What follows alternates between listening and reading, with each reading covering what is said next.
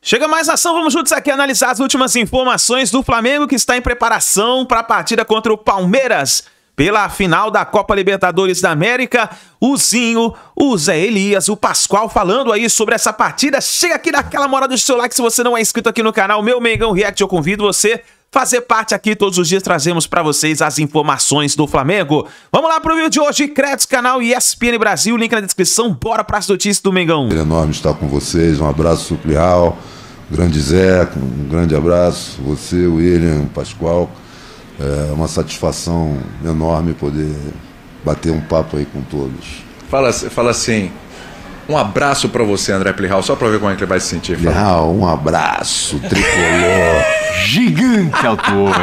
Como é que ficou o homem aí? Como é que ficou o homem aí, Zé Elias? Todo arrepiado. Mostra um pouco incomodado quando isso acontece. Do outro lado... Só aconteceu no Campeonato Brasileiro, no 3-2. Exatamente. Do outro lado, o Flamengo tem o estilo de jogo diferente. Porque pro Flamengo não basta só ganhar. Tem que ganhar e jogar bem. Tem que dar espetáculo. O torcedor do Flamengo cobra isso, né? E o Flamengo tem essa vertente de poder dar espetáculo com jogadores como Arrascaeta, espetacular, com o Jorginho. Tem tantos jogadores que podem fazer a diferença no time do Flamengo que a gente enxerga um outro tipo de jogo.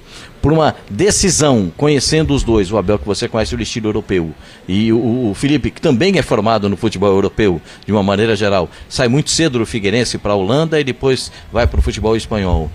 Eles trazem isso da memória do futebol europeu para uma decisão de Libertadores, Paulo? Eu acho que ambos vivem o futebol de uma maneira muito apaixonada, né? São detalhistas ao extremo, isso que os fazem ser vitoriosos da maneira como estão ser. O que o Abel ganhou aí é algo, né, que tem que se tirar. 10 títulos em 5 anos. Não é isso aí, por vezes eu acho que eles se esquecem disso, né? E o Felipe está indo nessa cena aí, novo. Então... O Felipe não perdeu nenhuma final que participou até agora. Pois é. O Felipe tem um Carioca, uma Copa do Brasil, uma Supercopa, praticamente já tem um brasileiro aí encaminhado e pode pintar Libertadores. Isso em pouquinho mais de um ano de trabalho no Flamengo. Então, acho que o atrativo do jogo vai ser exatamente isso, né? Detalhistas como são, estrategas como são, podem potencializar ao máximo esse jogo. Acho que é uma linda oportunidade do futebol brasileiro, uma vez mais, para o mundo, dar uma ideia daquilo que é a sua realidade competitiva. E nesse aspecto nós crescemos demais, há que entender isso. Mas sempre com a ideia da qualidade de jogo, né? No primeiro ano, se eu não estiver enganado, não estava no Brasil, mas o Abel propunha um jogo um pouco distinto, né? Era mais reativo. Sim. Estava começando, estava entendendo ali aquele Palmeiras, ainda foi isso. Depois ele fez mais, entendeu ali como poderia aportar qualidade e competitividade à equipe. Passou uma equipe que entra com mais ajustes ali. Eu prefiro não falar em marcação individual, prefiro falar em ajustes aí de marcação, dependendo da onde está a bola, na zona da bola, e obteve resultados extraordinários. Então creio que vai ser uma grande oportunidade para se passar aquilo que o futebol brasileiro pode ser em termos de produto para o mundo, né? Que eu acho que é algo que nós precisamos ter mais atenção e cuidado. Nós, que digo, responsáveis pelo futebol brasileiro. Vou voltar para o estúdio com O Autuori. Quem está lá agora, não para entrevistar o Autuori, mas para acompanhar a atividade do Flamengo, o treino do Flamengo, é o nosso Mendel Bidlovski. Muito boa tarde, Capitão América! Boa tarde, Plihal, boa tarde a todos. É isso mesmo, Plihal. Estou aqui em frente à Videna de San Luis, que é o campo, o centro de treinamentos da seleção peruana. Fica numa região mais simples aqui de Lima. O time do Flamengo, neste momento, realiza o primeiro treino aqui em solo peruano, neste estádio. É um estádio que tem um muro, que é conhecido pela gente como Muro Jorge Jesus, porque é o seguinte, atrás deste muro aqui, quem mora em umas casas que ficam mais altas conseguem observar o treino. Então, subiram um outro muro ali atrás para o pessoal não conseguir observar o treino. O Jorge Jesus pediu isso em 2019, quando o Flamengo treinou aqui também para a final da Libertadores. O muro ficou. Só que está acontecendo agora os Jogos Bolivarianos, aqui também nesse complexo. Então, alguns torcedores do Flamengo estão aproveitando este torneio para ver se conseguem, em algum ponto ali também, observar o treino do Flamengo. A gente está aqui do lado de fora, o treino é fechado para a imprensa, completamente fechado para a imprensa, sem imagens da imprensa, esse treinamento do Flamengo. Também não teremos entrevistas do Flamengo hoje para os jornalistas. Bom, informação importante, Léo Ortiz sofreu um estiramento no tornozelo no dia 19 de outubro, jogo contra o Palmeiras. 10 dias depois, ele passou por uma infiltração, jogou na segunda partida da semifinal contra o Racing, jogou os 90 minutos, esteve em campo, depois do jogo caiu nas lágrimas, né, com a classificação do Flamengo. Ele que fez um esforço muito grande, treinamento em 2 períodos, montou uma estrutura em casa para estar à disposição para essa partida, e desde essa partida, dessa segunda partida da semifinal da Libertadores contra o Racing, o Léo Ortiz tem feito um tratamento neste tornozelo.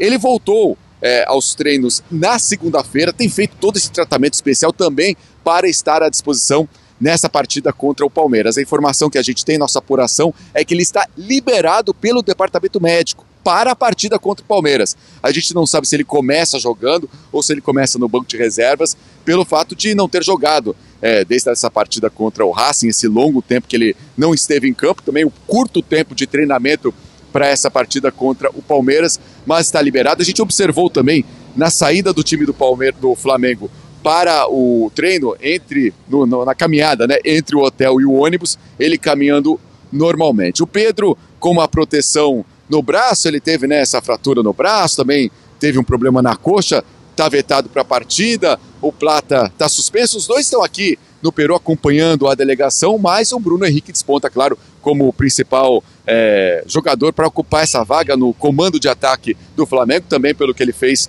no jogo contra o Atlético Mineiro, o gol de empate no finalzinho, essa boa fase do Bruno Henrique. Aí fica a dúvida também dos outros jogadores que jogam lá na frente, porque o meio campo Pulgar, Jorginho, Arrascaeta, e fica a dúvida dos outros 2 jogadores que jogam pelos lados. Temos o Everton Cebolinha, que está jogando bem, pode jogar entre os titulares, assim como o Carrascal, mas também tem o Luiz Araújo, o Samuel Lino, jogadores que podem também fazer essa função.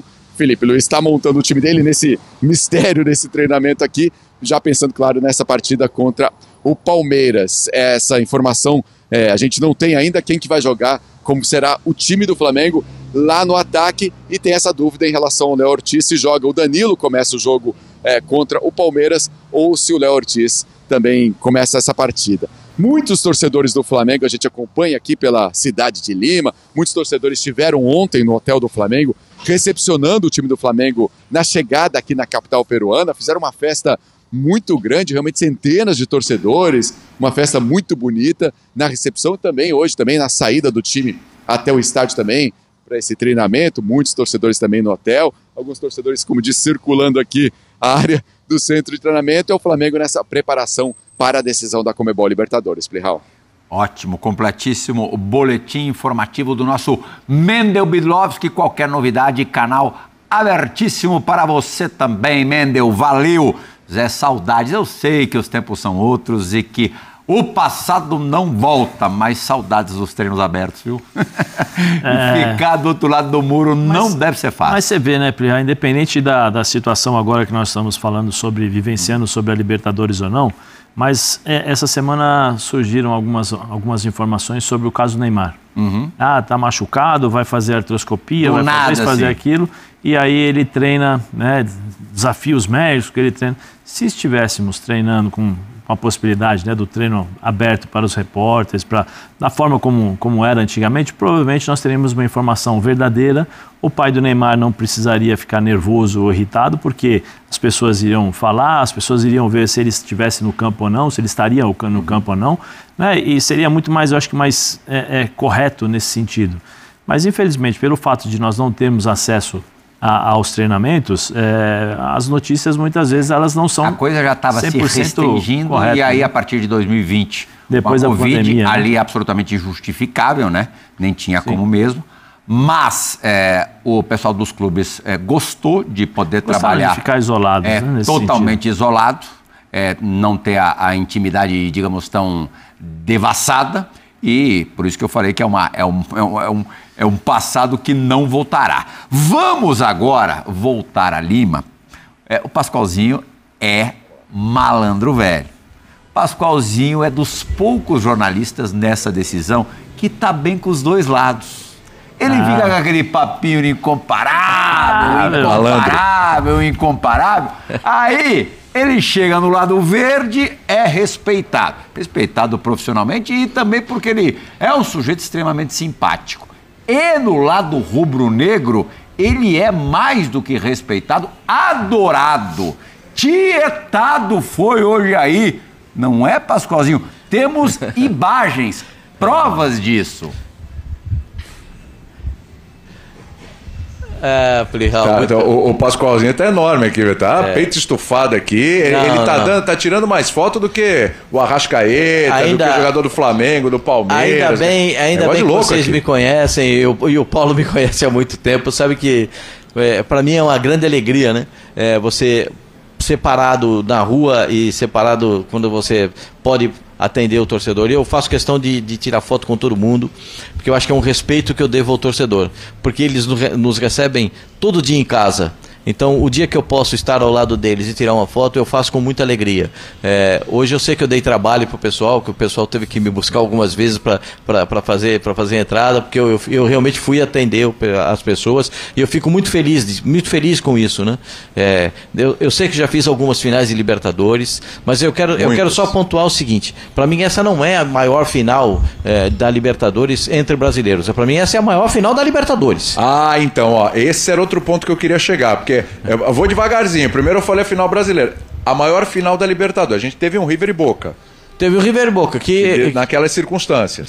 Uma briga total, pedra no ônibus do Boca, o jogo vai parar na Espanha. Isso significa que nós sul-americanos não temos capacidade de fazer a gestão de um jogo. Acho que ali tem uma mácula naquela final. Eu acho assim, por ter sido. Se você for no River, e você esteve lá recentemente, você vê que eles têm uma faixa. A maior conquista de todas é a Libertadores diante do Boca. Eles intitulam assim, porque foi na Espanha, ganhou o River, o Boca era o favorito, né? E favorito às vezes na Libertadores não funciona muito bem. O Paulo tá aqui, ganhou 2, sabe como é que isso funciona?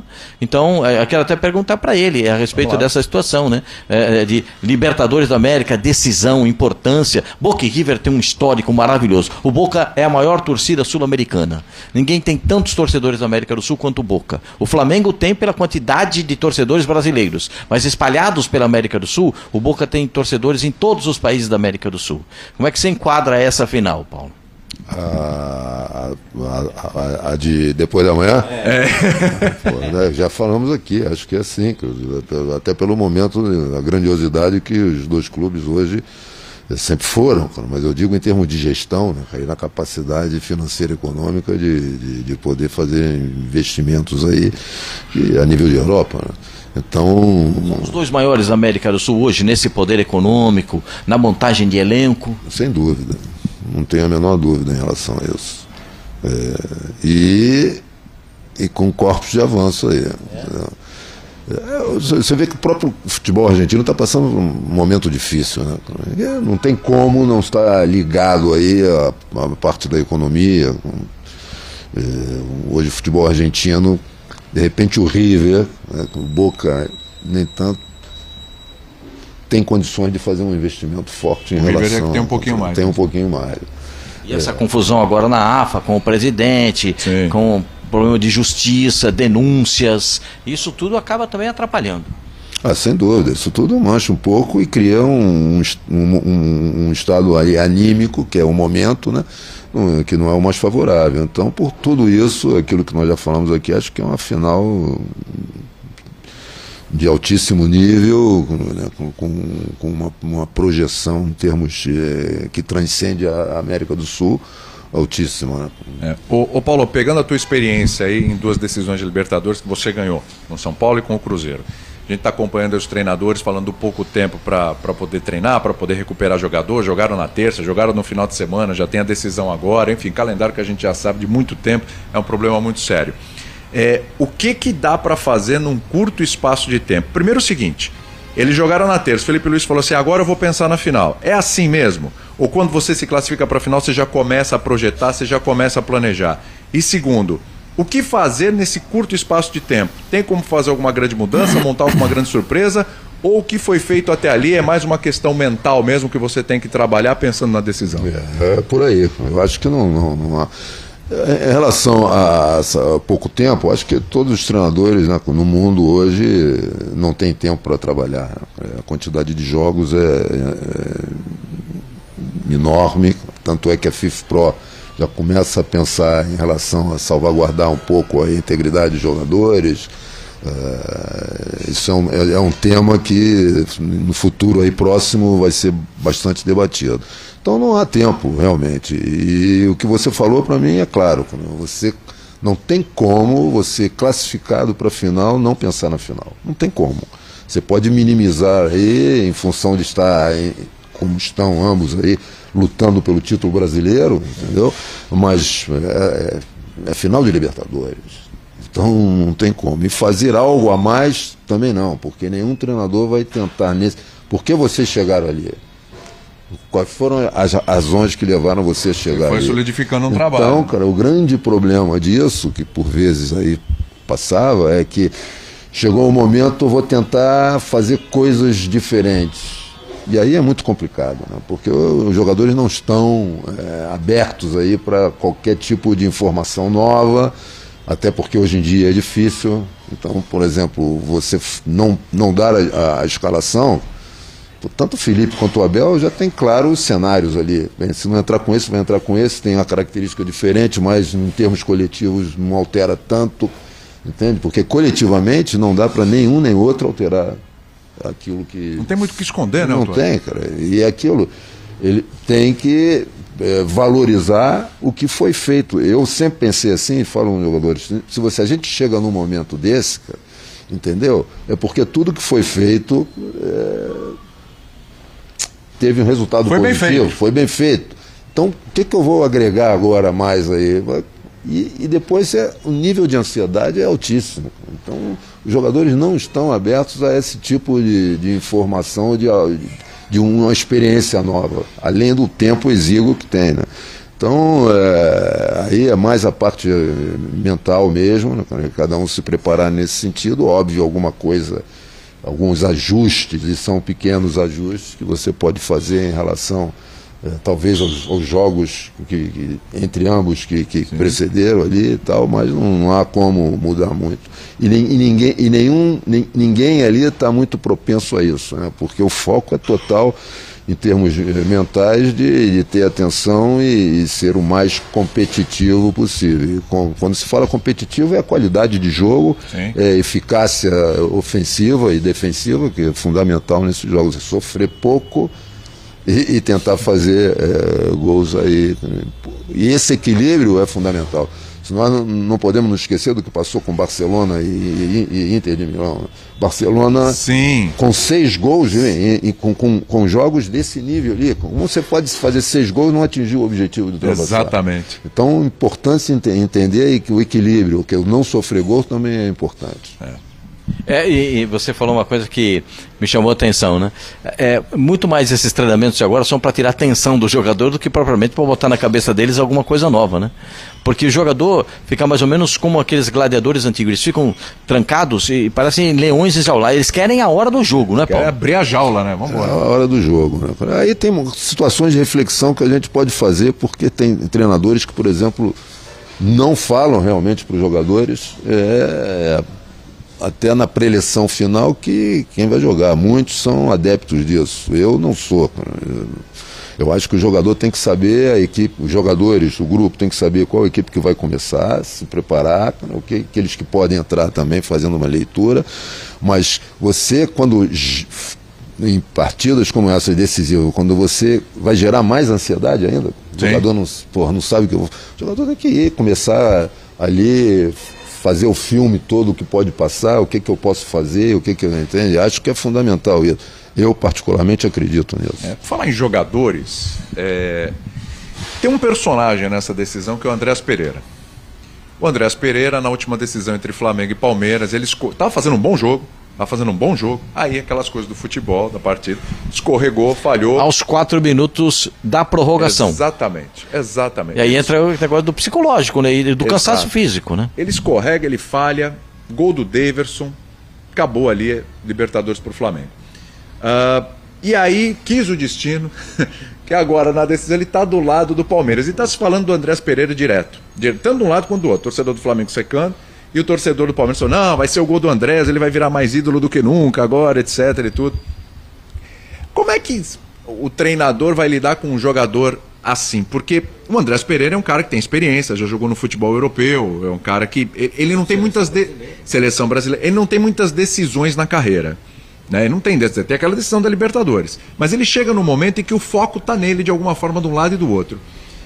Como é que são os dias para lidar com esse cara? Você acha que o cara, ele tem já histórico para ter carcaça para segurar essa onda? Ou o treinador precisa chegar, precisa conversar, precisa sentir como é que tá o cara? Não estou dizendo para saber se vai ficar na reserva ou não, mas como é que ele tá, se está preparado ou não para o jogo? Tem que conversar, tem que ter um trabalho mental ali com o jogador? Cara, eu acho que esse lance tem a ver com o tipo de personalidade que tem. Né? Por vezes a gente fala, esse jogador é assim, não é. É o tipo de personalidade dele. Se ele não estivesse jogando futebol, praticando outro esporte ou em outro setor profissional, ia repetir os comportamentos. Essa é uma situação que para mim é muito clara. Depende, me parece, eu não conheço o Andrés Pereira, mas me parece que é um cara com cabeça muito boa. Parece que sim. Entende? Então é isso que passa. Acho que não vai o impacto negativo em função de tudo que passou quando estava no Flamengo e agora normal que se fale muito sobre ele como individualidade, mas ele está dentro de um coletivo, tem as coisas claras que pode fazer. Me parece ser um jogador que tem uma cabeça excelente e tomara que dê uma resposta positiva, que isso é importante. É isso. Vou voltar para o estúdio lá com o André. Agora. Vamos lá. Muito obrigado, senhores. Daqui a pouquinho a gente volta com vocês aí direto de Lima, da cidade da final da Copa Libertadores. Zé Elias, primeira parada, né? Primeira parada do Equipe F dessa quinta-feira, na volta.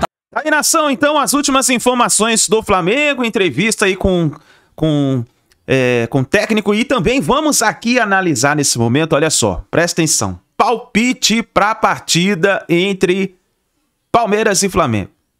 Qual é o seu palpite, meu amigo? O que você acha que vai acontecer nessa final de Libertadores da América? Vai ser uma partida com muitos gols?